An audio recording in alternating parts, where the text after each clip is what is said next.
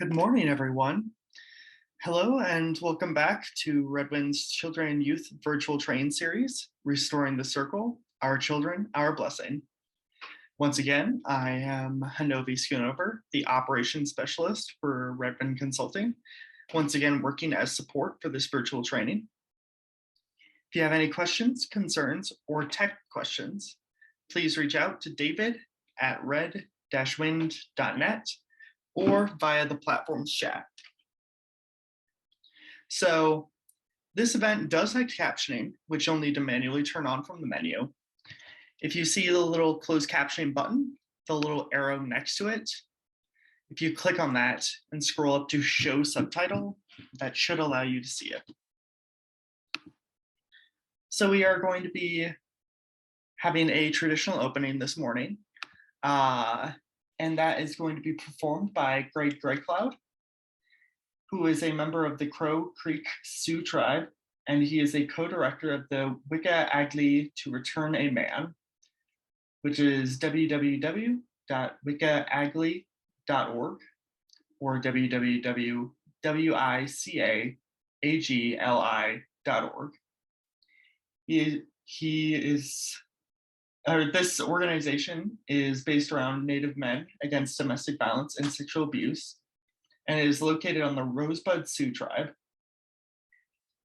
This is where he offers culturally specific healthy masculinity, CSHM teachings in a court-ordered men's re-education program designed for men convicted for violent crime.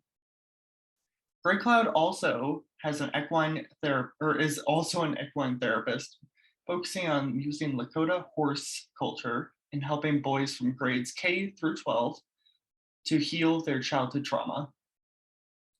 His work specifies the boys victims of sexual assault, and he is actively promoting the prevention of violence against women and works diligently to end violent crime and gender equality in his community. If you have any questions, you can put them into the chat box or click on the hand icon so that we can allow you to speak your questions or comments. And I will now turn it over to our traditional opener.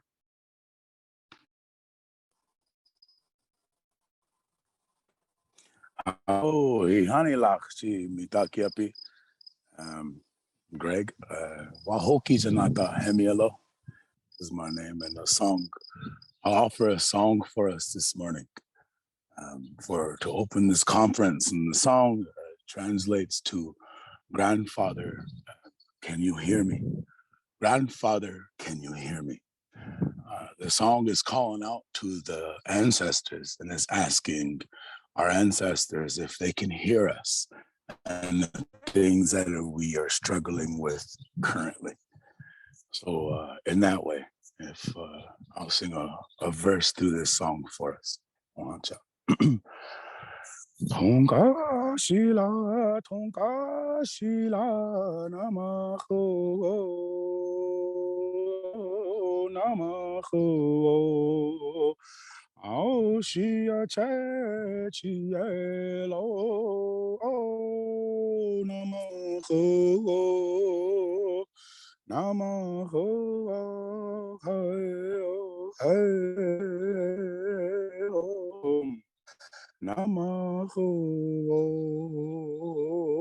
Aoshia Chechielo Namaho Namaho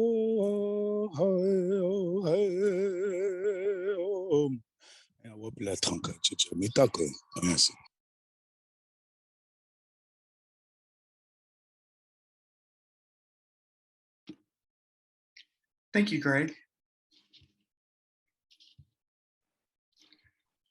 At this time, we'd like to go ahead and move into our panel, a men's panel discussion where there's crowd too. We're actually having the opening session first. Remember? Oh, sorry. Go ahead. Thank you, Valerie. Thank you, Greg. I just want to take a minute here to acknowledge Whirlwind is just now getting with us, so thank you, Whirlwind, for joining us. We know you might have had some technical difficulties, so Greg just opened with a prayer, but if you had a few words for us, we'd love to hear from you. Hello, guys. Yeah, I had trouble getting on. I was clicking all kinds of links here, and I finally got on here. But thank you, Greg, for saying the opening prayer. Thank you guys for, asking me to be a part of this panel discussion. But yeah, good to see you guys. Oh,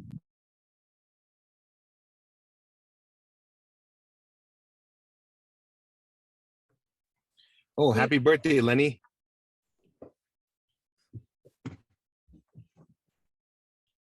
Absolutely, all the birthday wishes to Lenny. Lenny, did you want to say something? No, I'm just really honored and happy to be on this panel with Whirlwind and Greg, because they are two wonderful men that I just honor and respect, and just adore the work that they do in their communities.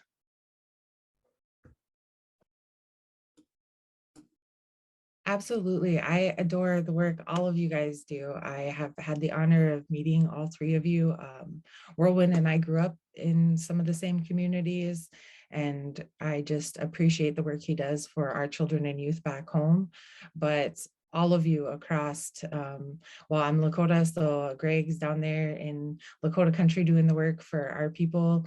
And as all of us here today on this call continue to do the work for Indian country and our Indigenous children and youth, I appreciate you and the work that you're doing in your community.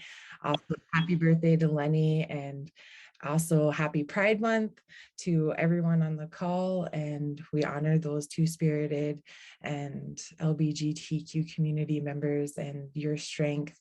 And we are honored to have you all with us today. Everyone that's able to participate and join, we thank you so much. And yes, I just want to say, Greg, Lenny had put a comment in there, beautiful song, Greg. And yes, thank you, because that was from the heart and on the spot, and we appreciate you. As we reflect from yesterday's call, we just want to thank everyone that was able to join us yesterday and today. And we know that as you continue to do the work for our children and youth in your community, it is a struggle, right? We're bringing forward new ways of, and I always go back to it, they're not new ways. We're going back to old ways. We're bringing back our traditional values, and a lot of the parenting strategies and the community camaraderie is actually traditional values. That's how we parented in the past.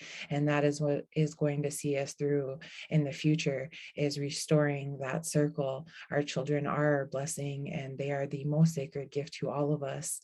And I am honored that we get to have these important conversations and focus them around children and youth and our expectations to lead them into another 7 generations, both of healing, and hopefully by the time we hit that next 7 generations, there is no more violence towards our children and youth, that we get to a place where that is something we talk about as a historical thing. Like, what, people used to actually hurt their children? How is that possible? I mean, that's the mindset that I hope that our children can carry forward the next 7 generations. So again, thank you guys all for being here. I know yesterday our panel, we ran out of time. We didn't even get through all 6 questions. So I think that it would be good to start a little bit earlier on the panel today, since we don't have to change rooms and things like yesterday. I think it would be good here to start at 1/4 and I'll just go ahead and let Valerie do those introductions, the bios and stuff, and then we'll move forward with the panel. Does that work for everybody? Absolutely. Good. Thank you. Hello, everyone. I hope it's a beautiful day wherever you are, and I'm so glad you're able to join us today for our webinar session and men's panel, Warriors Cry 2. My name is Valerie Butterbredt, and I work with Whirlwind Consulting as the Training and Technical Assistance Advisor. I will be the presentation support in this session, and if you need any technical assistance during this session, please reach out to David at red-wind.net or submit, or you can post something in the comments below. Without further ado, I'd like to introduce our speakers panel, Lenny Hayes, Whirlwind Bull, and Greg Grey Cloud. Lenny Hayes. Lenny is a founder, owner of Tate Topo Consulting LLC. His focus is not only on American Indian historical and intergenerational trauma, but other various types of trauma that affect this population, Two-Spirit/Native LGBTQ community, and the general population as a whole. Lenny has extensive training and experience in mental and chemical health issues.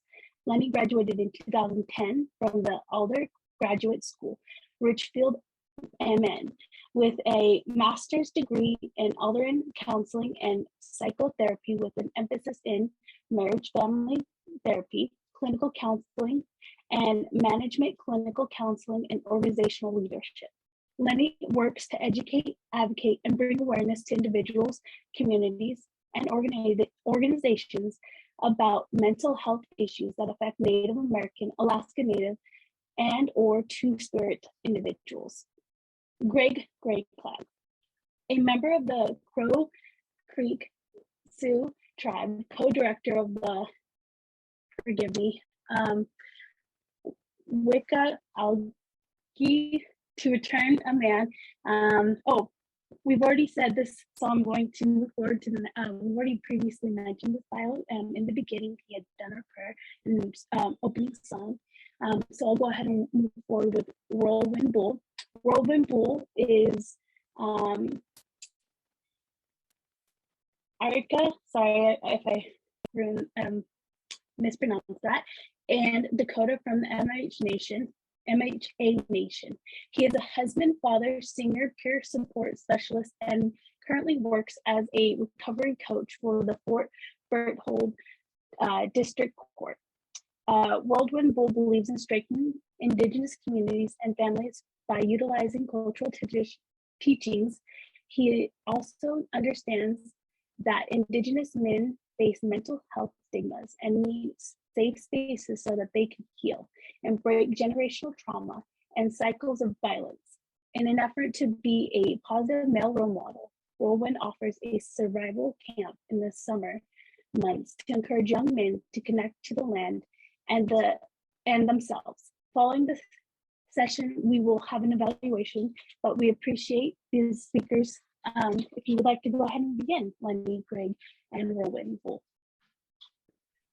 If you want to go ahead and share screen, Valerie, for the PowerPoint, and then I'll be hosting.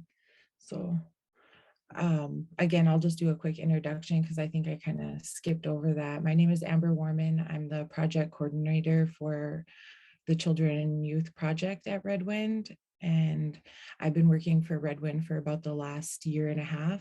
And I really enjoy this position and being able to help put this conference together, as well as our entire Redwind team, because it isn't just one person. It takes a team to get this stuff together. We have Valerie, thank you for those wonderful introductions. And I just want to say Whirlwind is Arikara, so we can get that pronounced correctly. And I only know that because my sons are Arikara. So no, it's just one of those language barriers because we all have our different languages in different places. But I appreciate the introductions, and I appreciate our team coming together in the last few days and really trying to coordinate all the behind the scenes. We've had some technical difficulty with the training itself, just the backgrounds and settings and stuff, and yet our team is still here and pulling it together. So these sessions will be recorded, and so people will be able to view them for training at later times. They will be edited, so please go to our website and check those out. If you miss anything, or those of you presenting, you can always go check out the other presentations later. They will be on the Redwind training site. So that's redwind.net. So first slide there, if you want to head to that, Valerie. I'm sharing already. Yeah, next slide. Next slide. Oh, okay, sorry. Resiliency through the reservation. How did growing up as Native youth on the reservation or in Native homes impact your life and your work today? And we'll kind of just give each presenter a little bit of time, and I'll just kind of call on you guys. So we'll start with Lenny, and then we'll give Greg and Whirlwind a chance to also answer the question. Thank you, Amber, and thank you to Redwind Consulting for asking me to be a part of this today, this great panel. Absolutely. So Before you get started, if you just want to introduce yourself or tell us a little bit about yourself, we'll give you guys that space just to, we should have done that before we started the questions here, my bad. sure. Again, my name is Lenny Hayes, and I'm from the Sisseton Wahpeton Oyate of the northeast corner of South Dakota. I am owner and operator of Tate Topa Consulting. I am a mental and chemical health therapist specializing in marriage family therapy. And I do a lot of work in regards to specifically the Two-Spirit Native LGBTQ community in addressing all the violence that's perpetrated upon this population, as well as doing work in regards to human trafficking and missing and murdered Two-Spirit people. But otherwise, I mean, a lot of my work before I really got into doing this work, Two-Spirit work, was just really emphasizing the violence that's perpetrated upon our Native people. So again, I just want to say thank you for allowing me to be here. Thank you, Lenny. And then we'll give the other presenters a quick minute to introduce themselves, and we'll come back to this question. So Greg, did you want to introduce yourself? Just tell us a little bit about yourself and your work.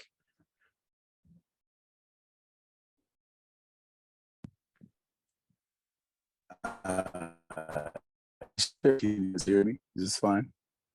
Yep, you're coming in. Perfect. So yeah, Wahokis Anata Hemelo is the name I go by for my people.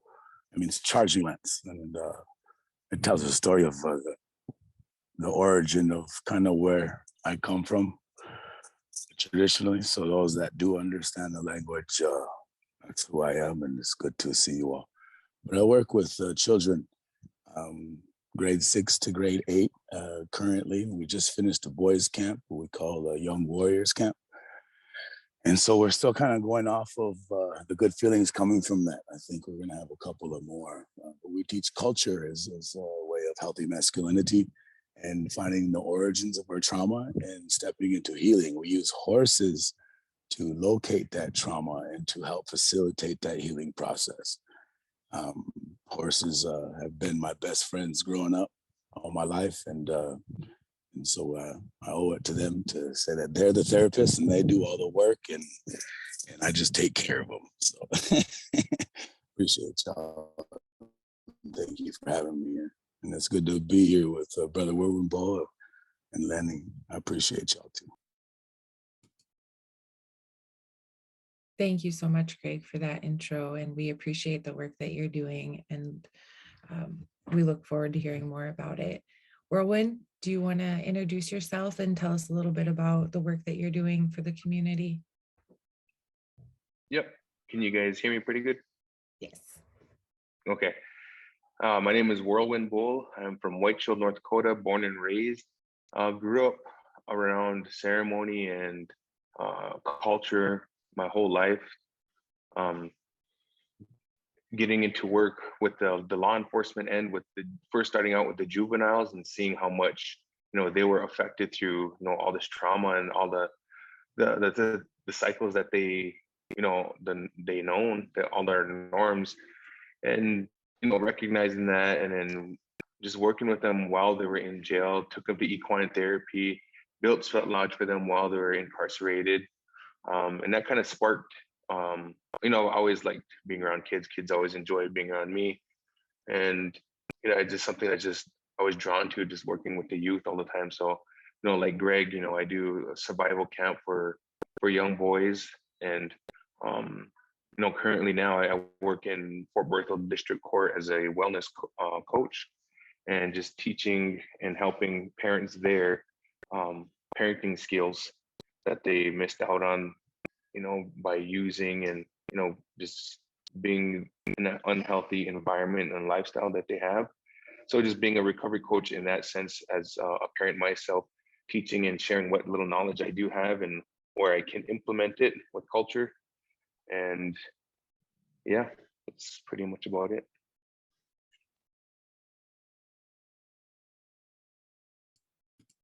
Thank you so much for that, Whirlwind. We appreciate you and the work that you're doing. I especially appreciate the work that you're doing because Whirlwind, like I said, is from back home where my kids are raised and go to school, and the activities that the community puts on, becoming more, getting back to, is what I like to say, is getting back to our traditional roots, because I feel like we definitely have that disconnect between what our parents and grandparents, what was normal for them is definitely not the same that is it as, nor is it normal for us, for our kids. So kind of matching that, and then also getting back to some of our traditional roots. So with that, we'll start with the first question, which is resiliency through the reservation. How did growing up as a Native American youth on the reservation or in a Native home, because not everyone grows up on the reservation, but whether you're on the reservation or off the reservation, it doesn't make you more or less Indigenous. You are who you are because you were born who you are. So how did that impact your life and the work that you're doing today? Your life as a teen Native American growing up in America, what did that look like for you? Who impacted your resiliency? Where did that strength come from? So we'll start with Lenny, and I guess we'll just go the same route this time for this question. Lenny, and then Greg, and then Whirlwind, if that works. And then we'll just move forward. All right, thank you. Well, first of all, I'm going to have to be really honest about growing up on a reservation. For me, it was a very tough situation in the part that I grew up in a home where there was a lot of dysfunction. There was a lot of alcohol use. There was a lot of sexual abuse that was occurring within a family. And so when I was 10 years old, I was removed from my home and was put into foster care. So I'm also a survivor of the foster care system between the age of 10 to 17. And so growing up on a reservation for me was really quite hard, specifically because I do identify as a Winkta, which is a word that was given to me by my people, but I also identify as a two-spirit male. And so growing up on a reservation was really quite tough for me because I endured a lot of bullying, I was being ostracized by community members, other young people on the reservation, because there wasn't that understanding of what it means to be someone like me who's a Winkta. And so that term growing up was a derogatory term that was used against me.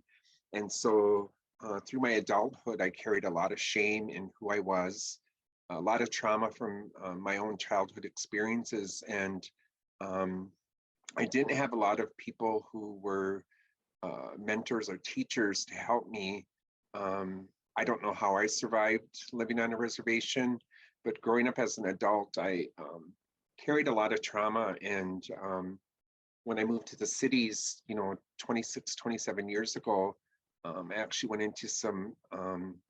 into long-term therapy is like what I like to call it, but I went through 10 years of extensive therapy to heal from a lot of the trauma that I experienced. And I am also a survivor of someone who attempted suicide at one point in my life, where the trauma was so heavy that I couldn't carry it anymore, that I actually did want to die. And I remember when I did try to commit suicide and I woke up, the first things that, and excuse my language, but the first thing I said was, oh shit, because I really did want to die. But again, I mean, I'm thankful that the Creator led, some people to help me to heal from my trauma, and it was a really hard experience healing from the trauma, because again, that's what led me into the work, because I was actually working on my first master's degree in management consulting and organizational leadership when I discovered I was 3/4 done with the program when I realized that wasn't the work that I wanted to do. I wanted to be a therapist. And so I stayed with the school that I was going with, but I actually added on two more programs. So I actually have 3 master's degrees. But I wanted to help others. I wanted to help my own people, and I really wanted to help my Two-Spirit Native LGBTQ community, to help them come to a space of healing. And it's hard. I mean, it's tough healing from our own trauma, specifically talking about my own trauma. But I always tell people that healing is not something that ends. It's something that we continuously, for me, I do every day. I always remind people that I am not going to be fully healed, because I'm always learning something new every day, about my own experience, about healing, helping others. So yeah, and I'm just really grateful that I've been doing this work, for the last 12 years, and really specifically taking care of myself in many, many different ways, and making sure that my own stuff doesn't intertwine with the people I'm working with. Specifically, a lot of our relatives who have experienced a lot of trauma and trying to heal from their own trauma. But just being a good listener and being a good relative to these people is, really important. So with that, I'll pass it on to the next. And I just want to say thank you, Lenny, for sharing your story. It is impactful, and I'm so grateful that you survived. Like, I'm grateful you survived the trauma. I'm grateful you survived foster care. I'm grateful you made it through those 3 master's degrees, because we're, as Native children growing up, a lot of us aren't taught resiliency. We don't know how to cope with all this extra stress, or maybe we do because of the stressful environment we grew up in. I'm still undecided on that. I'm like, am I better off because of the trauma, or am I don't know yet. I haven't totally decided, but I do know that one of the greatest lessons I ever learned in life was from Lenny Hayes, and that was that healing is ongoing. And so I thank you sharing with us, and also for that message that healing is ongoing, and that it is something that we wake up and choose to do every day, and your resiliency spreads through your work. So thank you for that. And yeah, so we'll go ahead with Greg, but I just wanted to say thank you for that. And Greg, for you, resiliency through the reservation. How did growing up as a Native American youth on the reservation or off the reservation, where did you get your resiliency from, and how is that impacting your work today?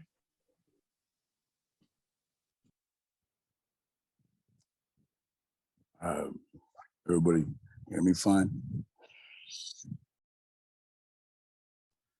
Well,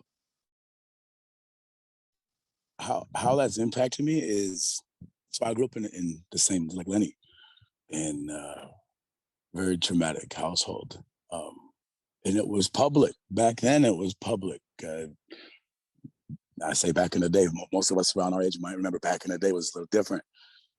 And the abuse could be public knowledge, and it wasn't necessarily accepted, but you just didn't say anything. My father was a violent man, and we didn't have very safe things and people around us growing up as in my entire childhood. And being that the community kind of knew about the things that were happening, today I learned that it's created, it's a beautiful thing, actually, because it's created some support. It's created, so when I do the work in the community, and I have conversations with children, the parents and the communities and elders, they recognize that struggle and not sympathize, but empathize with that struggle, because they also understand it.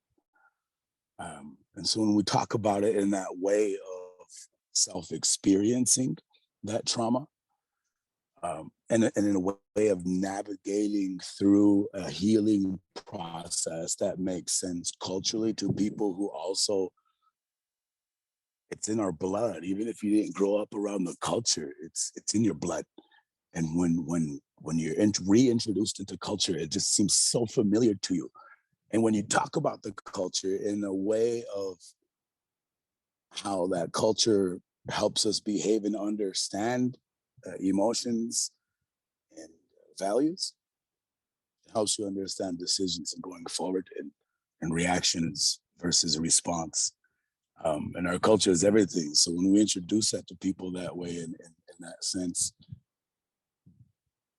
the community views you as a relative. And when you have a community that feels and understands what you've gone through is similar to theirs, that they have a lot of trust, and that's how it's impacted the work today. Is I mean, as horrible as it was, and the things that that I went through growing up, and the hardship and how it affected me, understanding that, it's beautiful now, because like there are many more boys who are just like me, and there's many more boys who are just like Lenny and Brother Whirlwind, and they can see the process of better change. And so that's how it's impacted me in doing the work in the communities. Absolutely. Thank you, Greg, for sharing. And yes, I don't ever like to think of that creator gave us this struggle, because I don't think he gave us the struggle, right? I think the struggle is part of our humanness. Right. Creator Right. gave us the life, and it's up to us to choose what we do with the life. And I've seen you present, and I know the work that you're doing in the community, and I just am honored that you're here today, and your struggle has helped so many people, including myself, and watching you present and the work that you do is just amazing. And with the horses and letting them guide you, and your experience is also just incredible. And we thank you for taking time to share space with us today. And I don't like to share anyone else's story, but I know for me, like the impacts that some of us have had to go through in life have definitely led us to the work that we're doing today. And as I know, Sandra Bercier is on here today. She's one of my mentors and just an incredible woman as well. And she's always saying creator-driven work, it's creator-driven work. And it really, really is. The work behind it is creator-driven. So again, thank you, Greg. And Whirlwind, we'll hear from you. We'd like to see your perspective on resiliency through the reservation, and how growing up as a Native American youth on and off the reservation, because like here in North Dakota, we definitely have the town thing, right? Like we are on the reservation, but we got to go to town for everything. Yeah. So we have that mixed culture of we have to go there, because if we don't go there, we're not getting supplies. Our reservations aren't big enough that it has everything. We have to leave it. Yeah. How did that impact Okay. your life growing up? Well, for me growing up in Whitefield, knowing like my relatives, knowing like all my grandparents when I was little, always wanting, like, I think it was like 12 of my grandparents that were alive, like my grandpa's siblings, they were all alive. And like every birthday, I wanted them all to be there. And when they all get together, hearing the language, listening to them talk to each other, even at the table when I grew up talking the language, it was just normal. Normal conversation, speaking Arikara at the table, and just hearing my grandparents.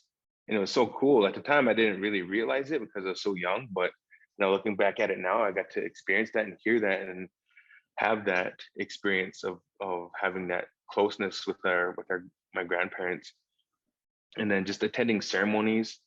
That's all I grew up around, is just sweat lodge and Uipi, Lawampi ceremonies, other types of ceremonies also. And, that was just my norm growing up. And, I was lucky that I didn't have the violence or the alcohol or all of that stuff in my home. I grew up in a sober home with culture and spirituality really ingrained in us. And having that area in Whitefield, being able to hunt, being able to fish, being able to just be in our land, homeland, experiencing that is a healing in itself. Like, hanging out with my friends, and it instilled a strong sense of identity and knowing who I am and where I came from. And even the way I was named, my name has meaning. And throughout life and throughout different adversities, through difficulties, I remember why I was named the way I was named, the name I was born with, and the strength that it carries. and I do my best to live up to that name and carry that strength that my name carries. And that usually gets me through it, that you're not named, your name has meaning that you're born with, that you earned, that it has meaning, and they named you that for a reason, and they see that they see that in you, and do my best to live up to that. And having, believe it or not, I had long hair, knowing the reasons why I didn't cut my hair, all those teachings were strengthened me as a native indigenous man and father who I am today. But given genetics, genes, however that works, I just went with it, and I didn't want to have the hair like this and little tiny ponytails. I just went with it. And me not experiencing the trauma and the stressors didn't mean I didn't go through any of them. It happens to everyone. Nobody's immune from all of that. And seeing two of my best friends, the home life that they lived in was really traumatic. Really, a lot of abuse, sexual abuse, alcoholism, and me witnessing a fist fight for the first time was really traumatic. Hearing the slapping of a fist hitting a face and seeing blood flying, I was just sitting there stunned. And it was a little tiny room, and I couldn't believe that these two brothers were fist fighting, hitting each other in the face like that, because I was brought up never to hit or fight your siblings. And experiencing that, and then that wasn't the first time that they fist fought. And I couldn't understand why, like, my parents would allow me to go down there and to be around that environment. But I was there, and they're two of my best friends. They're both gone today, and they're not here anymore. But seeing how their lives were compared to my lives, I seen the decisions that they made as men when they grew up compared to the decisions that I make. Not to say I'm perfect or judging anybody, but if you have a strong sense of identity and where you come from, that it leaves little wiggle room for other things to sneak in, for other bad thoughts and bad decisions to slip in and persuade you otherwise. But life is life. We make decisions. We're all one bad decision away from being just right next to everyone else, and we're all the same. We're not above one another. We're all equal, and we should treat each other as such. And just seeing my parents break the cycles and traumas that they experienced, it gave me the tools to further go even further, breaking toxic ways of talking and behaving with my children. So that's just what little bit I know, and the work that I do and how it affects me and my decisions. And I was talking to my kids, I was like, there's going to be opportunities for you that if you learn your songs, if you live this way, so many opportunities will open up for you. And as long as you be a good relative to one another, to everyone, treat people nice, make people feel welcome, there'd be a lot of opportunities for you guys. And I try to instill that into my children and their friends. I'm all friends with their friends, but I'm the old cool guy, I guess. But yeah, so I'll say about that much. Thank you.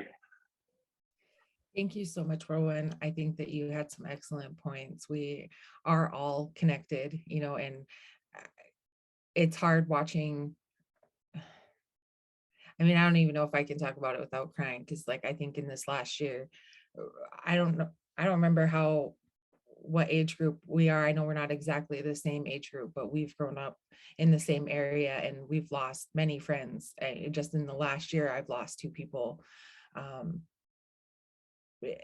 that are around our age, and I'm in my late 30s. And so it's just hard watching the impacts of the drugs and the alcohol, and exactly what you're talking about. I feel like my resiliency comes from a place of growing up, even in foster care, getting to see what a normal and I hate to say normal because there is no normal. Everybody has their things, right? Everyone has their things in their own family and their own dynamics. So there is really no normal, but I got to see what normal might look like or how other people lived. And that really impacted my life and my resiliency and the work that we're doing today.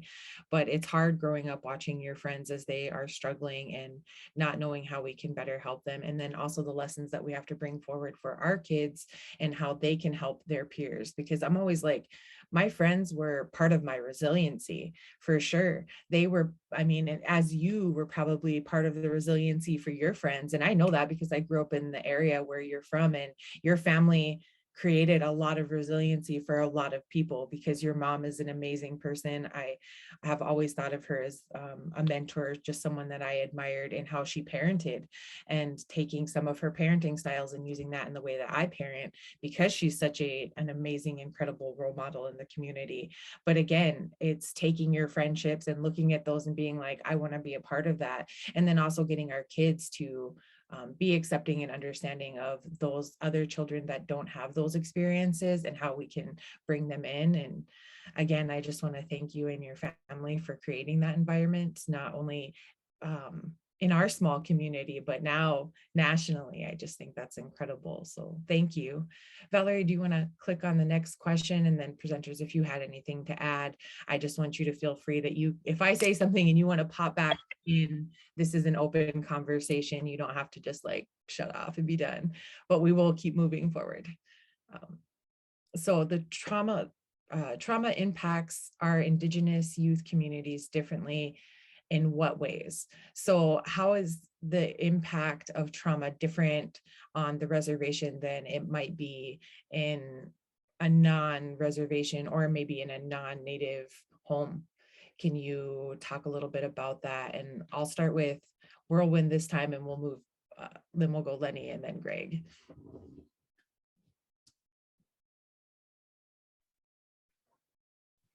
Yeah, so the impacts, we're not even one generation removed from the closing of residential and boarding schools, and our Native youth are still affected by the long-lasting effects of racist assimilation policies, and that they don't even realize that, that they're impacted, and that, that is their norm. That's all they know. And many of our young relatives, or, just our relatives in general, don't have access to spaces that offer the knowledge and the tools to begin that healing process, to even begin to say, how do I need help? To recognize they know that they need help, but they don't know how to ask for help. Like most of us, it's hard to reach out and it's hard to ask. But then, we see our young relatives going through that, and we know that they're struggling, and we know the home life that they come from and what they're experiencing, and that's just what they know, and that's just all they know. And we want to say, so like with my survival camp, I had opened it up from 8 to 17, and there was hardly too many older kids. It was mostly like 8 to 13, about like 8 of them, and a lot of them, they start talking right away. The kids, they just start letting it all out, whether, and that's what they hold on to, whether they know. And I'm sitting here listening to them, and they're saying, yeah, my so and so had beer cans, this and that, and the typical normal res party house that you hear that the kids have to clean up, seeing their parents passed out. And I didn't want them to overshare too much, and I just said, I'm always here. Uncle World's always here. You guys can call me Uncle. If you don't want to, I can be World, however you guys want to be. But I just want to let you know you guys are safe. If you guys ever need anybody, you can always tell me. You can tell me, and if I can't help you, I'm going to do my best to get you the help. We're going to do my best, and we're, going to give you that safe place. And and I try to I just tell them, as like, and to steer away from the normal word, I'll just say it don't have to be like that. You don't have to live like that. You deserve to be happy. You deserve to be a young child who deserves to play and go outside and not worry about all those things. Growing up a lot faster. A lot of our kids are growing up a lot faster and did this stuff. And just hearing like toddlers overdosing because the parents leave out their drugs back at home. Elementary kids overdosing because they see their parents doing it, and they're, then they use their drugs and they overdose. And it's becoming more common because there's not enough people who want to do the work. And it's sad to say it's hard work, but the reward is so worth it. Knowing that you help just one person, knowing that you help maybe 5 people is an amazing thing. These young children that I will always remember, these survival camps, that the words that I shared.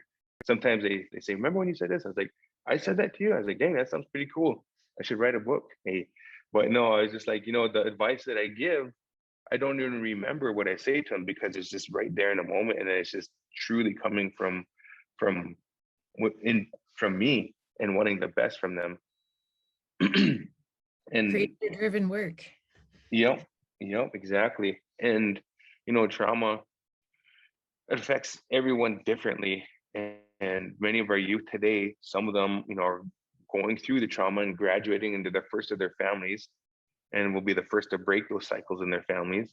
And seeing a lot of our young relatives wearing feathers, wearing their traditional clothing, and just seeing the pride that they carry and a good sense of where they come from, because it's becoming more common that these young people are going to sweats, going to ceremonies. They're the ones seeking it out, and they're the ones who want to do that. And it, while they're in the spaces, telling them, this is your grandparents, this is your clan, this is, where you come from, this is what we do. And still, and then there's the other part too, where some of our youth don't have that connection to our cultural teachings, that didn't grow up on the res, that grew up on the res, but still don't know the cultural and history because of the assimilation policies. They don't want to talk about the real truths at school where they should be. And, a lot of they should be learning about all of that and learning about themselves and the culture and history of who they are. And then that's where, we come in, myself, Greg, Lenny, Amber, all you guys, the people who are doing the work. That's where we come in and we see and pick up and recognize those needs of our young relatives. And to, I always, every time I see a young person, I always like try to reach out to them. I do it, and then someone's like, why are you doing that? That's none of your business. I'm like, God, if we all had that attitude, we'd be in a miserable place. Who cares if it's not my business? If I'm trying to help, you know what I mean? This is coming from me in a good place. I want to help. This is what I'll do. I'll do my best. If you need to talk, if you need a safe place to say, if you're hungry, I'll do my best to help wherever I can. And just being there and recognizing both sides of how trauma affects us, the good, the bad, going through it, still suffering from it, still managing it, and just making sure that we're there for them, our young people, making sure that what can we do, being part of those discussions of drug task force, social services, police department, all these people, the courts, being a part of those conversations of what can we do. This is ongoing work. It'll never stop because things are always changing, and we have to change along with it. We can't be stuck for one way because it's not a manual. It's ever changing. It's like Lenny said too, to heal, you'll never fully be healed. And we all have to understand and accept that, because things will come up and we have to heal from that. New things, challenges will come up, new hurts will come up, and we'll have to heal from that. So we'll never truly be healed, and the things that happened to us a long time ago, we're still processing through it, learning from it, accepting it, and healing from it. So, but yeah, I don't want to take up too much time. With that, I'll pass. No, thank you. It's all about the good conversation, and that's you're doing exactly that. So we appreciate you, and that's what this space is for. And you had some excellent points. I think that it is up to each one of us, right? We can't just wait around and be like, oh, it's not my business.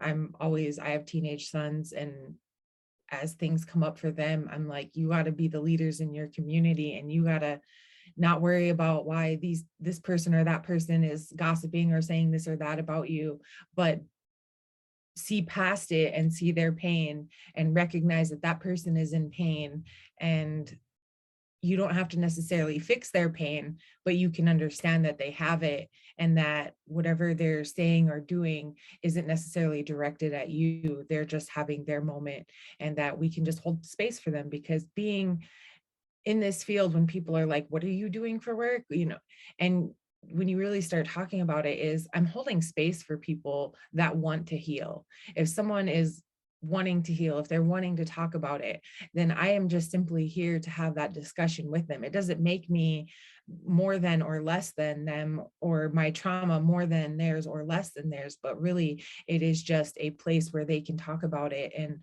I can express with them, like you're doing with us right now today, that these are the impacts of trauma, and this is how I've dealt with it, and this is how I continue to help my community. So thank you for that, Whirlwind. Greg, the trauma impacts of our Indigenous youth community. Our trauma impacts our Indigenous youth communities differently. Can you talk a little bit about that in your community and what that looks like for you growing up on the reservation, how trauma has impacted your Indigenous youth community, whether that's your youth days or the youth you see around you today? Yeah. So the children I work with currently, I see very similar characteristics of where I grew up. So there's differences in how Indigenous youth communities deal with that, or how it impacts them, is identity. So what I mean by that is, when I grew up in my early childhood, I was on the reservation and I had that identity of something at least was ours or mine. That way, that wasn't dealt with. That wasn't part of my trauma. That identity wasn't there, or it was there. Then in my teen years, I was in Sioux Falls. I grew up in the city.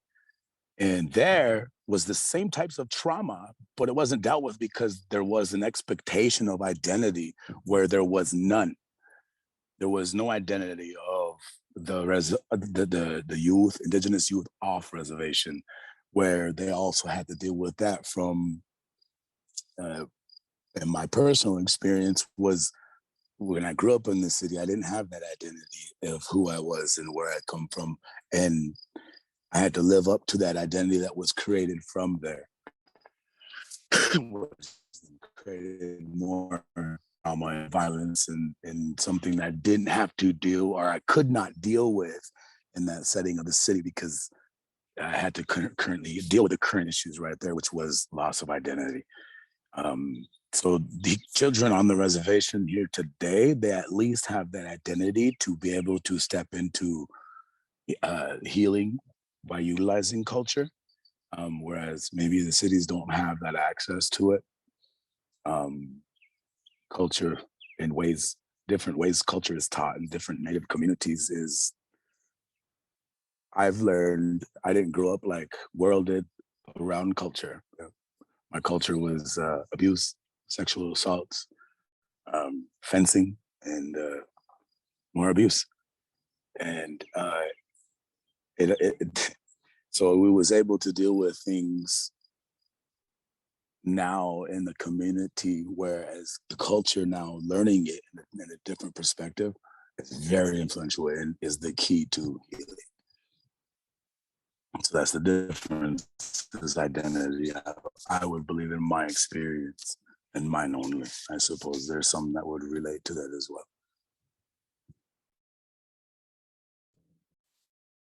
Absolutely. I think that's an excellent point. I myself grew up between, well, originally when I was little, between Wakpala, South Dakota, which is one small, tiny reservation town, like 5 streets, guys, 5 streets. So there's Wakpala, and then there's Akron, Ohio. And Akron, there is a Native American community center there. I mean, like, there's things, but if you're not really involved in that, and then I think about my grandmother's life, right? So she was born in 1930, 1978. She was 48 by the time she could practice her religious freedoms, to be able to go to sweat, to be able to go to powwow, to be able to go to ceremony. And she raised my mother in Ohio because she married someone in the military. My grandfather, they chose to raise their kids out in the city, and that impacted their family and their way of life. And my grandmother, when I was 2 years old, she moved back to Wakpala to be close to her mother and her sisters. So through that experience of her moving home, then I got to go home to Wakpala and be near her and learn more about our ways. But I was only 2, 3, and 4 years old. And then I left the reservation and then didn't come back until I was 11. But that experience of growing up in the city, there was definitely a loss of culture. Growing up, the textbooks are even different. I mean, Native Americans are talked about almost in a sense that they don't exist anymore. Like they're a prehistoric dinosaur. I remember trying to talk to my teacher in elementary school in Ohio and be like, no, I'm Native American. Or I think I just said I was Indian. I'm like, I'm Indian. Like I'm like, my grandma's lives on a reservation, and like she had no idea what I was talking about, and she didn't understand, and she was like, Right. natives are Right. extinct, like you don't know how to, because I was like, I dance, like, because my grandma made all my regalia and all the things, and I was just this little baby girl dancing, and trying to explain that to a school teacher, she was like, no, I don't think so. And I'm thinking of my grandma, 48, almost 50 years old, before she can finally go to powwow and sweat, like to be able to go to Sundance, things that we take for, and again, it is for granted because we are out here and we're exposed, where we have a huge urban population across the United States that doesn't get that exposure. They can't easily go to sweat. There aren't weekend powwows. We have that here. I can go to South Dakota this weekend and probably hit up a traditional powwow. I can be in North Dakota Right. and go to a powwow. That's not going to happen for someone that's in Akron, Ohio. I have cousins and family still there today and at that, they are still trying to find their identity as Native people, because they do relate to being Native American. They are urban natives, whether they know their language or they dance, they're still Native American, and they're still dealing with the historical and generational trauma like Whirlwind was talking about. We are still, and then we aren't even really one generation removed from boarding school, because we still have kids in boarding school. It's a lot. But thank you both for sharing, Greg, Whirlwind. Lenny, will give you some time to give us some feedback on this question: how trauma impacts our Indigenous youth and communities differently, and in what ways do you see it impacting our communities differently? So one of the things that I always, keep in mind is some of the teachings that I have learned from elders who I've come across. And one of the things that I didn't grow up in culture and I didn't grow up in tradition. It wasn't until I was older that I was connected to culture and spirituality. And a lot of that has to do with of who I am, because there's still a lot of shame. There's a lot of, still a lot of our young people who identify who are being ostracized because of their identity within tribal communities. But when I think about it, a couple of years ago, I was invited by my Ina to go to a Native youth healing camp out in Rapid City, and so I went, and not really knowing what my role was and what she wanted me to talk about. So I went to her and I asked her, I said, well, what would you like me to say? And she said, and so I stood there and I was thinking, well, I didn't know. But she basically said it again. And so I understood, knowing that a lot of these young people experienced or were experiencing the same things that I experienced as a child. And so it was that understanding to be human with them. And so I sat with them and was talking with them. And I said to them, I understand maybe some of the things that you young people are experiencing right now, because I experienced them also. And what I mean by being human with them is being real with them, and letting them know, because when we're honest and open with our young people and tell them of our own experiences, that's how they learn. And then they don't feel like it's like they're alone. Because I think, this Western way of healing has taught us sometimes where, or even just growing up in our families, that anything that we experience, we had to be quiet about, right? Nobody needs to know what's going on in the home. But a lot of times I think that's, you know, that's a barrier, and that's something that we need to break down. And, you know, because our youth need to talk about what they're experiencing, right? But yet they don't feel safe, and they don't feel like it's okay to talk about that stuff. And so one of the things that I said to the young people, well, the last thing I said to them was actually, you know, if there's anything that you can take away from our time together, just know that there's one person out there who loves you.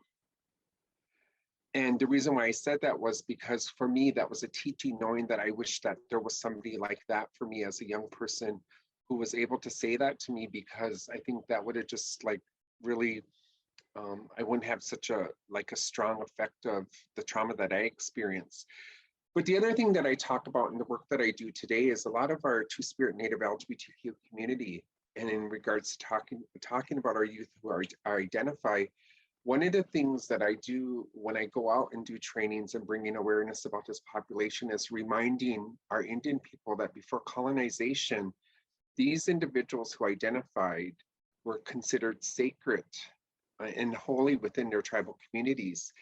And there's also history of young people who came out within tribal communities, and a lot of these tribal communities actually had celebrations, had ceremonies for them, because it was an honor to be born that way. But the other thing, you know, is just the struggle right now. A lot of our youth who identify, we're failing them as Indian people because we're not teaching the beauty and balance of what it means to be Two-Spirit, or even the word in our language that identifies someone like me.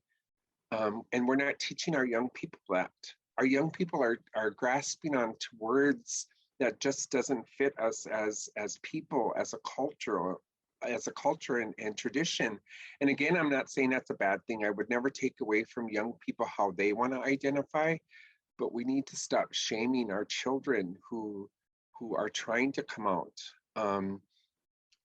by some of the homophobic behaviors that we do publicly around them.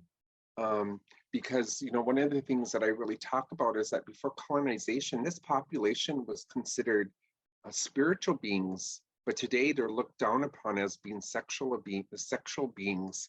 And that's the result of like colonization and what it has done to this population.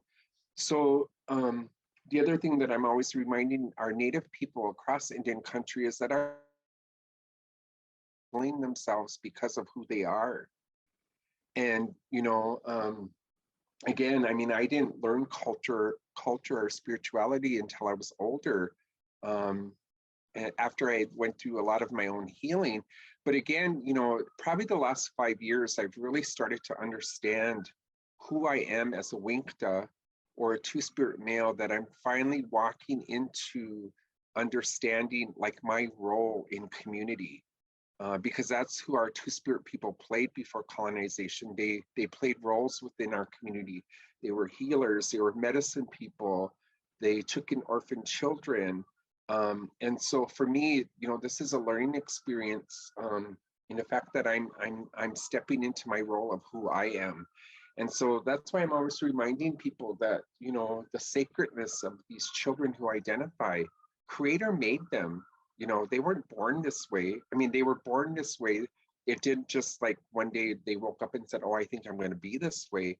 They were born this way. We're a gift from the Creator. So, you know, I really advocate hard for our youth who identify, because I don't want to see them go through what I went through. Thanks. I think you're spot on. I think that if it was so easy, then why don't you be gay then? Like if it's just a choice, like then go try and do that then. Like it's not a choice. People are who they are, and it should be respected. Their rights should be respected, whether you're straight, gay, or other. I mean, it really shouldn't matter. That's a personal preference, and neither should it be seen as a sexual deviant of any sort. I have lots of love for the LGBTQ two-spirited community, as I have two brothers in the community and a sister all in the community, and they have been impacted in so many different ways, and impacted both positively and negatively, and more so negatively. And that always hurts me because I just love them. They're some of the best, and equal to, they're just amazing people. They're amazing people, and they do the work, and they're out there just being their most human self, kind, caring, and loving. And for anyone to think less of them just breaks my heart, because I'm just like, they're the ones missing out, because everyone has something to offer. Everyone in this world has something to offer if they can get past their trauma and their pain. And sometimes we have to walk through that trauma and pain to get to that next step. And I hope that our world continues to heal as we continue to do the work. And thank you for being out there doing the work and educating not only myself, but all of the people that are here today and in our communities as they listen to you, Lenny. You have something to say that is impactful and is changing communities. Thank you. Valerie, do you want to change to the next question, please?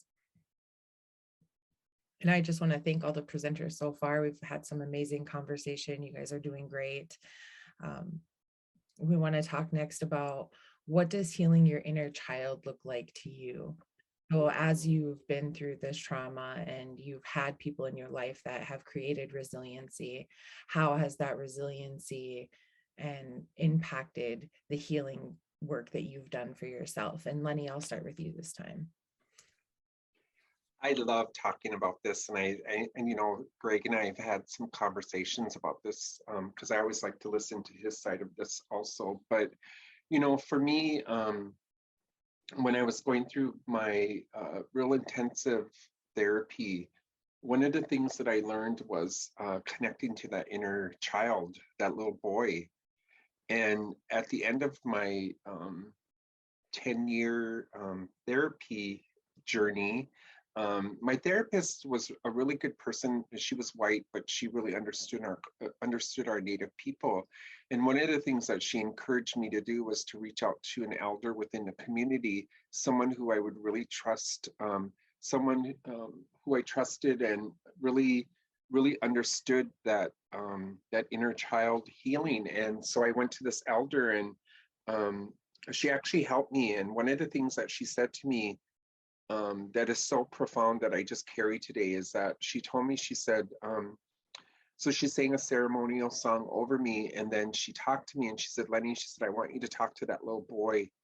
And she said, I want you to thank that little boy. Thank him for taking care of you. Even though he may have taught you some bad things, he still took care of you. And she also said, what I want you to say to him is that you thank him and you tell him, now it's my turn to take care of you. And so, for me, that was very powerful in my own healing, just because of a lot of things that I experienced. Because, we hear a lot of, in our tribal communities, that we hear this all the time, where we're telling our children to stop acting like children.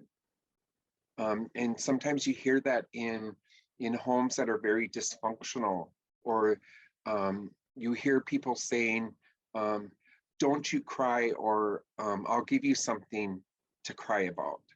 That type of language that, that often happens in dysfunctional homes. And we have to be real, because that does happen, right? And so for me, that inner child healing was very important for me, because even as an adult today, I mean, you can go on my Facebook and look at a lot of my pictures, and a lot of them are very childlike. And so I allow myself, even as an adult, allowing that little boy to come out and play and not shaming him. And so, without us even thinking about some of the things that we say to our children, or, children that are in coming from abusive homes, we're not allowing them to be children. And that, I use that concept a lot, healing the child within, in the work that I do in working with people.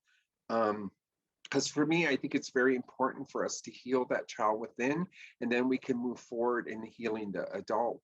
Because again, a lot of the things that we do as adults is because of what we've seen or heard growing up in dysfunctional homes, right? One of the things that I'm really, really grateful about is that, even though I experienced a lot of sexual abuse, a lot of physical, emotional abuse, and just being a survivor of the foster care system, You know, I'm happy that I didn't become someone who sexually abused a child. I'm really grateful and thankful for that. But one of the things that I am very accountable about is that because of the things that I learned, I could never know or feel like until today what it felt like to be in a healthy relationship, because I carried a lot of those things that I learned as a child into my adulthood. So I'm always very accountable, knowing that, you know, I've been with my partner now for 13 years. And one of the things that I know of is that in my relationship with him at the beginning, I verbally abused him. And if I didn't heal from that and then acknowledge what I was doing wrong, you know, I wouldn't know what a healthy relationship was. So even, you know, one of the things that I've learned also is to stop using that Western language. One of the things that I really want to share with everyone before I stop talking is that one of the things I learned from an elder was, so I was presenting on sexual violence against men and boys in one of the tribal communities in the Southwest. And an elder came up and said, thank you, you know, you're doing amazing work to help our men and boys heal. But she said, can I give you some advice? And I said, sure. She said, I want you to stop using that word trigger. And she said, say it. So I said it. And she said, what does that sound like?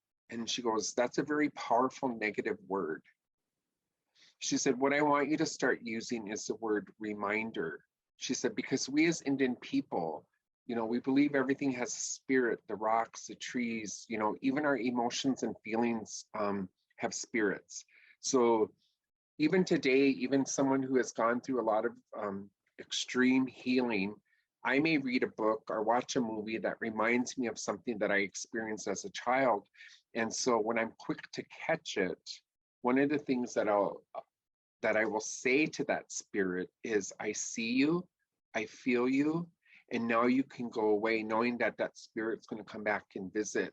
So again, I think it's really important for us to teach ourselves and then to teach others that, you know, when we're experiencing things like that, we should be calling them spirits, because we have the power to tell them to go away, but also realize that they're going to come back and visit.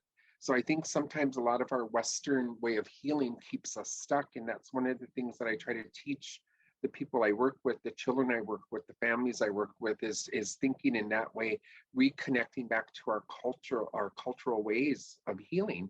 So thanks. Thank you so much, Lenny, for sharing that with us. I think we've met the same elder before, probably a different conference, but I've heard the same thing. I think we had that conversation about the use of the word trigger, and I was told to use the words, it's a bad memory, but that memory can't hurt you anymore.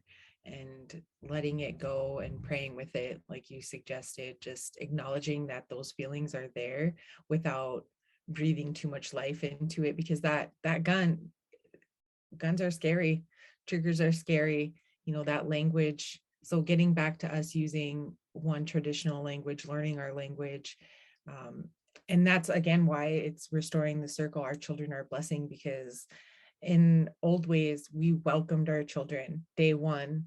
We knew that they carried a special gift with them, that there was a belief that their spirit was coming from almost a reincarnation or recycled type of thing, but they were almost small elders, right? That's what it means. And so we welcome them with the gift of knowledge, and we learned from them. Instead, now today, it's all about trying to teach them when they have so much to teach us. And even in their kindness, right? You're always supposed to, if a child offers you something, to take that from them, even if it's a rock or something small, a little carrot or whatever they have, because that's all they have. That little thing that they're giving you, that little toy, that's all they have. And they're giving it to you. And I mean, how precious is that? It always warms my heart. So thank you for bringing that up, for sharing with us. Greg, we'll hear from you next. What does healing your inner child within look like to you? How has that process been a part of your life? How do you talk to your inner child? Um, Man, I first want to acknowledge whenever Lenny talks and things about that, and like how he said, we've had conversations about this before. Every time he talks about it, he goes back to that child, and the way he talks about it, the way you talk about it, Lenny, is I turn into a little kid again, like with you, and it's just like the whole time you're talking, I was just crying. I'm a crier, y'all. I cry, man. I really cry, dude. So I've learned through the works and the communities that I've worked in, and the type of work that we've evolved to, that our childhood trauma stops us from growing. And I learned that I stopped growing when I was just a little boy. Here, I learned that my mind stopped there because it was no longer fun, and it was a survival thing. And I had to figure out and think about other things growing up. And like I said, I couldn't just live and be a child. So then growing up, my body growing to be a man, being a 7-year-old boy in my mind, thinking sometimes I would want to lash out and pout or throw a fit. And those fits hurt people, or didn't allow myself to heal, or made everything worse, right?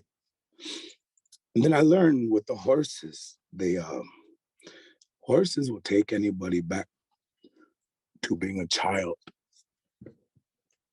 A horse will take the most violent man, and you put him in front of a green horse, and that most violent man, will turn into a child for wherever his trauma first started, or her trauma first started, or their trauma first started. And that child will be so vulnerable. And there it would take a healthy person to navigate and help facilitate a conversation. Like Lenny was talking about, how that woman told him that that Kamui told him to look back at that little boy and tell him that I love you and mean it. Tell him that he's worthy, or that it wasn't his fault. Things like that. The horses placed there because they reflect your emotions and everything that you go through, and they help you deal with those things by carrying everything that you express. They take that onto themselves and they process in their own way. So what that looks like in childhood trauma is everybody today is in an adult world. We almost pretend to be that adult while still carrying the hardship of that child. And I like how Lenny talks about it. He can let his inner child out to play. I want to be like him when I grow up. Because I want to be able to let that little baby Greg come out and not look like this. One day, I want it to come out and look like him.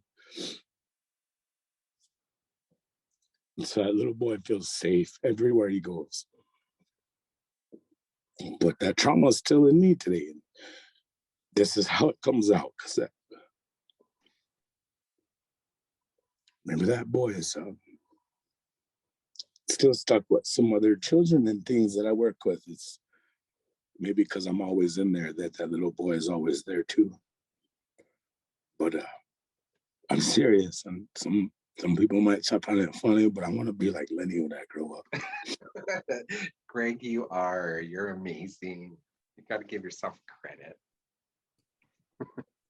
I appreciate you. I appreciate you too. No. I just want to thank you both. That's some powerful stuff there, Greg. And I've It make me cry. And I feel the power behind your tears. You know, it's trauma impacts us all differently.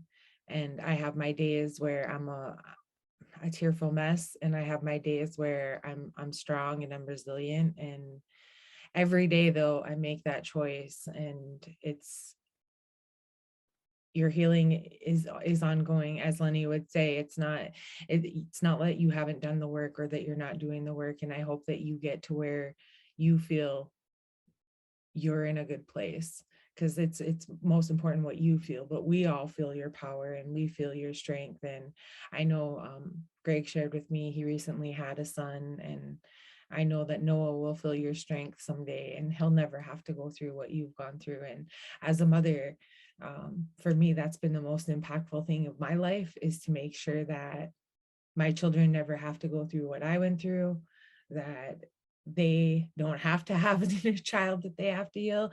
And even though I've done my best, I'm sure there are still things that someday may come up, because I don't walk their life with them, right? I can walk beside them, but I don't live it for them. And you guys just do such powerful work for yourself and for your communities. And all of us here today on this call, we support you in the work that you're doing, and we appreciate you taking the time to share with us what it looks like to heal your inner child. And I think Lenny is right on when you talk about letting that inner child heal. I know I do things for myself still today that I'm like, I wasn't allowed to. I found myself isolating, especially after COVID. And then during COVID, my dad passed away, and he was my first abuser.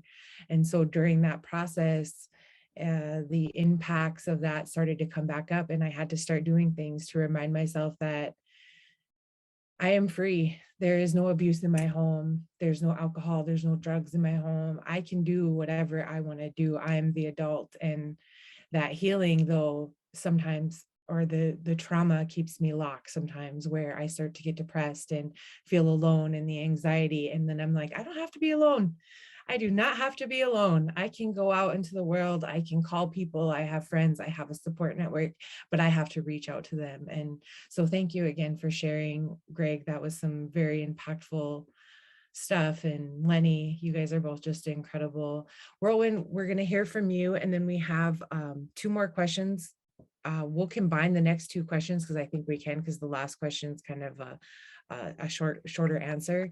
So what does healing your inner child look like to you?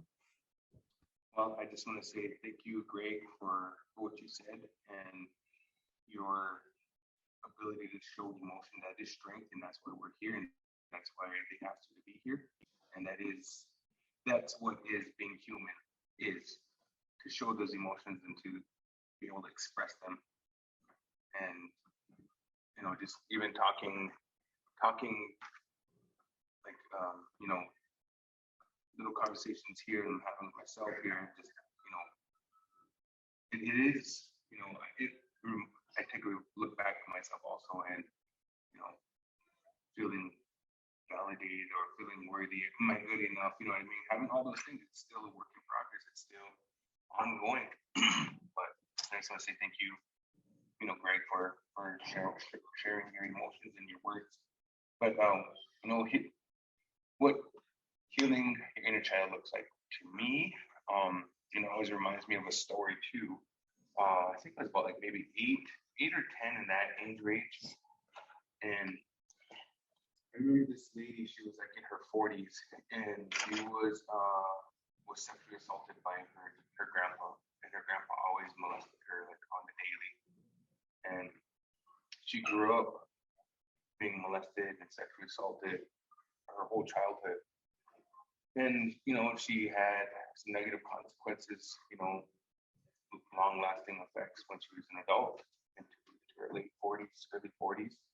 And I remember we were in ceremony, and these spirits came in, these grandpas came in, being realized, like members, everything being lit up and all of that. And I made it a point to stay up that ceremony, because usually they come in and I sleep through the whole ceremony as a little kid, but I always made it a goal to stay up. And that one time I did, and the spirits came in and they told that lady, you're okay today, you're okay. you're not in that space no more. And from this day forward, you're going to continue to be better. You're going to make that progress. And we have the ability as grandfathers and spirits to take your spirit all the way back to when that happened to when you were a little girl. And we're going to start to adopt you. We're going to begin to heal that little girl spirit. And it's going to walk with you. You're going to walk with that little girl all the way through your life. From this day forward, you're going to work on it. You're going to pray with her. I'm 40 years old now, and that was, how many years ago? 32 years ago, 30 years ago. And, now going to school for psychology, hearing the same discussions like where, you have to revisit, there's sessions that you're going to have to do to revisit those moments, to face those challenges that what happened to you. And ultimately, just being honest with yourself when it comes to your emotions, not to deny those feelings of not showing emotions, consistently to dismantle the patriarchal attitudes that was ingrained deeply in my generation of don't cry. What do you act like a little girl for? Quit being a little girl. Man up. All that kind of talk was ingrained to us, and it's still happening today. It's still going on today, and that's what we, keep running with. Don't say girl as a negative form. There's nothing wrong with that. It's not an insult. And to be able to change that, and it's an ongoing process. And being able to heal and show those emotions is being a man, being able to, and then showing that you're able to cry, you're not scared to cry. That's the strength in its own. Being able to don't care what other people say, because that's what being human is. Creator gave us these emotions, and we utilize them. Those tears are a healing in itself. And as men and as adults and as people, providers in this work, we have to create space for other people's emotions, young children's emotions, being patient with them. Maybe they're just having a bad day, and they're still processing and they're still learning how to deal with the emotions of crying. And we have to be patient with them, because that's how they're dealing with it. They're not emotionally intelligent as we can process a little bit better when we get older. And just being patient with our children, especially, our sons, our boys, and letting them know that it's okay to cry. It's okay to express your feelings. So it's okay to say I love you to another man. It's okay to say, do you need help? It's okay, all of that stuff. It's what it is to be a good relative and a good human. And having access to the ceremonies and teaching them how to pray, asking them how to pray. Can you pray for us? And I don't know how to pray. I was like, it's easy. It's just like how me and you are talking right now. It's coming from in here. What do you care about? Who do you care about? What do you want? How do you want things to be? That's what praying is. You're just saying out loud to the elements here, to our relatives that are gone on, that are always constantly with us, to Ishano, Creator, always listening. Always. We're never truly alone. And to pray, and that's what praying is, coming from within. And just a lot of our relatives still don't have access to ceremonies, and the relatives that do have access, and that's a kind of point I wanted to bring up too, is just breaking those mentalities. Just because you sweat, you're sober, you go to ceremony, but you can still have negative impact on people's lives. Yeah. And we're all human in that way, and that just because you do that, you don't hold them up on a pedestal. It's everybody's human. Everybody makes mistakes, but truly, if you can have the integrity and have what comes from in your heart, knowing that it's good, and you don't have to justify anything, then you're doing good. You're on the right path, and it's like an ongoing process. We're always healing. We're always learning, unlearning all those unhealthy habits to make room for new healthy habits. All those unhealthy talks of our uncles, of our older relatives, being derogatory and saying mean things to us, and quit crying when you really want to cry, but you're holding it in, and it just teaches you to stuff it way in there, and you're a man, and I had talks with Auntie Sandy and Lenny too. You know what I mean? Like saying I want to cry, but I don't know how to cry right now. I feel like I need to cry. It's like built up in my throat here, trying to cry, sitting there with an ugly cry face, trying to get those tears out. And then it's just like I want that healing, that relief, that to get it off my chest, and it comes out. It does. It does come out. I want to be able to. But that was just like having older uncles and strict ways. A long time ago, it's pretty kind of mean. But it's different now, and I want it to be different, and I want to make space for people's feelings and emotions, and have patience with them. That's what our relatives need. Is just that, having that safe space to be human, and not use that as an excuse to do bad, because we all know right from wrong. But that's what all I have to say. I'll pass. Thank you. Just quickly, I really like what you said, Whirlwind, about shedding our tears, because one of the things that I learned from an elder as a mental health provider, she said to me, don't ever be afraid to cry with the person that you're working with. If they cry and you feel the need to cry, she said, cry with them, because you're being human with them.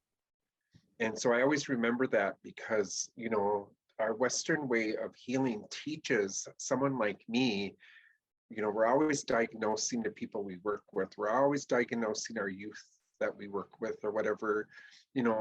That's one of the reasons why I like being in private practice, because I don't focus on diagnosing the people I work with, because I already know what our people suffer with. And that's, depression, anxiety, PTSD. Those are some of the major issues that our Indian people suffer with, right? But I don't focus on that. I focus on trying to help them to sort of look at things differently, being human with them, because that's really important. Because that's why a lot of our Indian people don't trust white people, because they don't understand our experiences, what we went through. And just half the time, what I always hear from people I work with is that when they do go to a white therapist, the white therapist is usually sitting there with a straight face and not really saying anything to them, right? So again, I'm glad that you said that, because there's been many times where I would have a tear that would fall down, and when I'm sitting with somebody I'm working with, and that was okay. It wasn't a bad thing. So I'm glad you brought that up. And Greg, it's powerful when you shed tears. That's medicine. That's what I was told by an elder. When we shed our tears, that's medicine, because we're cleansing our own spirits. So thanks. Thank you guys all for sharing. Valerie, we'll skip to the last slide. But I do want to just say, yes, this conversation was just incredible, guys. I want to thank you for your time and for allowing us to be a part of your world and what it looks like for you to heal as Native men, because this conversation doesn't happen all that often, that our Native men come together and have these powerful talks. A lot of times it's women doing the work, and as a mother with 4 sons and 3 extra bonus sons, I'm always trying to teach them that they're the leaders. You're going to be the leader. I'm learning from you, and you are in your leadership space right now. You're here, you're existing. You have to bring your peers up with you. And you guys have given me more conversation for them. I hope that people leave this conversation and can go back to providing services in a way that is impactful and meaningful. Sandy, again, is on the call, and one of the things that her organization has been at the forefront of is hashtag be a good relative, and holding that open space for our Indigenous children and youth and relatives as they come to us. We hold that space for them, that we treat everyone like they are a relative, that this isn't a stranger walking into my office. This is someone that needs me just as if my own niece or nephew or grandson or brother or uncle vehicle needed me, if they came to me and asked me for help, how would I treat this person? I would offer them water. I would sit and pray with them. I would talk to them. And yes, I just want to say thank you. And then we will, I'm not sure, did everyone, I'm seeing a message that said what happened to everyone. So I'm just like, did everyone get kicked off the call? Is everybody still on the call? Yeah, we have 17 participants. So I'm going to assume everybody's here. Okay, good. So the last question for you guys is, what is your greatest Indigenous strength and superpower? And I'm going to start with Greg this time. Greg, what is your greatest superhero strength or power? Apparently it's crying. It's healing. You're healing. Every day is healing. And hey, man, I'm a crier too. I be crying. I don't even mean to be. I just, and healing or not, sometimes I'm just like, no, not right now. Tears. maybe my crying will help Brother World cry. It's my superpower. Bro, I'll make that face with you. We'll just cry together real quick or something. No, but I want to say I'm not a horse whisperer or a horse trainer, but I want to say that I can have communication with horses, and that I can find and understand them, and they understand me, and that the language horses speak is emotions. It's an emotional language. Is what it is. And I think that's my superpower, because it reflects the emotions of the person who's in front of them. So when we work with the children, whatever it is that they're going through emotionally, they don't have to say anything. And I see the horse and I read the horse, and the horse speaks in emotions. So I just call those emotions out and what the feelings are. And it usually works all the time. It works out that whatever that person is dealing with, the emotions are spot on. And so once they learn that that we know what they're feeling without saying anything, that conversation is much more easier facilitated when we understand emotions and we can be emotional and around the facilitation of a horse. So maybe horse language, emotional horse language is my superpower. And crying. Yeah. Thank you, Greg. That's awesome. We appreciate your tears, and they hit us all right here in the heart, like crying with you on the inside. And your horse superpower is also amazing. I I feel the connection with horses, but not nearly in the way that you do, and the work that you get to do, and the leadership you get to do with our children and youth. And we appreciate that superpower greatly, because we need to bring it forward to that next generation. So thank you for continuing to do the work with the horses that our ancestors have been doing, and carrying it forward with you on your healing journey. Whirlwind, what is your greatest Indigenous strength and superpower? Well, I wish I was crying. I probably just being able to identify as a native Indigenous male, and having the little ceremonial knowledge that I have and obtained through my years of growing up, helped me navigate through life and get me to where I am today. And now I'm in a position to share my knowledge with others, our young relatives, and offer that to our native youth, and just open up and showing compassion to others, and being able to sit with them and listen with them is a superpower. And there's just I go in spurts where I'm able to cry and not able to cry. I don't know how it works out to be, but I guess the point is that I'm not ashamed to cry also. And I do cry. And yeah, just being able to be there with our young relatives, that's just I wish I could say my hair too, but that's not there. But yeah, just being identifying as a positive, strong Indigenous male in today's society. An Indigenous historian. Hey, We appreciate you and your work, Whirlwind. We appreciate the work you're doing in the community, bringing it forward to our children and youth, our Indigenous boys and girls as they come to you for leadership. And I think that you guys are all making an incredible impact, not only on yourself, because it starts here, right? I'm always telling my boys, it starts with you. If you want to be a good man, just a good man, you'll be a good man for you. You'll get up, you'll take care of yourself, you'll do what needs to be done to take care of you. And if you're a great man, you can help take care of your parents and your brothers and sisters and maybe your grandparents. And if you can be an extraordinary man, you get out there and you take care of your community.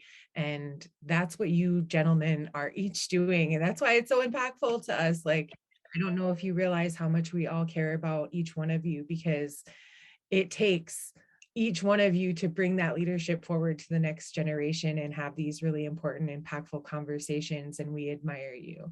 So thank you again. Lenny, what is your Indigenous strength and superpower? I think for me, it's that ability to accept who I am, my identity. So knowing that I could be butch once in a while and be able to say, "What's up, bro?" No, I'm just kidding.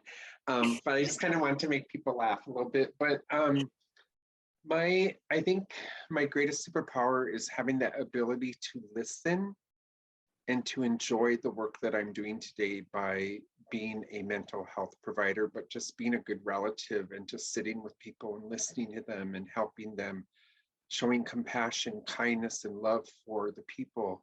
So I think that's what my Indigenous strength or superpower is, and just really truly understanding my role as a two-spirit or a winkta, that I am part of community and that I am helping community heal.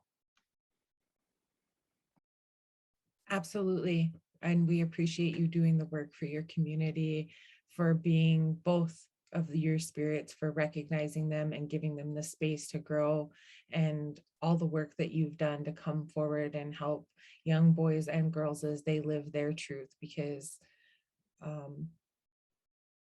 people should be able just to be who they are without having to come out. You just are who you are. And I appreciate the work that you're doing. Like I said, you guys are all incredible community members. You are all incredible men. And we thank you for sharing with us today. And if anyone has any comments or questions, this is the time and space, as we'll be ending the session here. But I just want to thank you all for joining the call. I want to thank you for the conversation here today. And it's just been an incredible day. So far, so good. And we have 2 sessions coming up after this. So please stay tuned and join us for those other 2 sessions. If you missed one session or can't join, please remember that they will be recorded and you can view them later on our Redwind site. But again, we'll just give space if anyone has any comments. I just want to say thank you to everyone here, doing the work, inviting us to speak, recognizing, Greg and Lenny and everyone else here that are the participants. I'm going to get on the road, but I want to sing an encouragement song or just a song to leave with you guys before I leave. So that way I'm just not up and bouncing for no reason. We're in Canada right now, so we're on our way to rain dance, my first rain dance. So it's going to be interesting and excited at the same time. So, but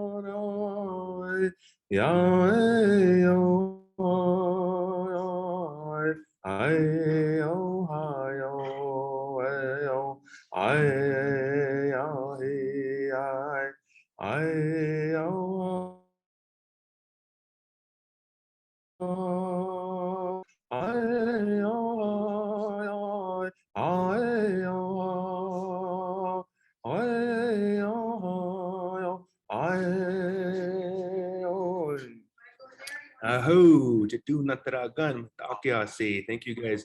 I was in McDonald's here and everybody stood up and got quiet. Hey. Thank you, Whirlwind. Like safe Thank you, travels, Whirlwind. you and Agnes. I was gonna say that too. Your wife, Agnes, always does a great job presenting too. Hopefully someday we Yeah. can have her join us. Yeah. And again, thank you so much. Whirl, Yes. I said, get over here. I'll give you something to cry about. Old auntie. I'll make you cry. Old aunties can say that.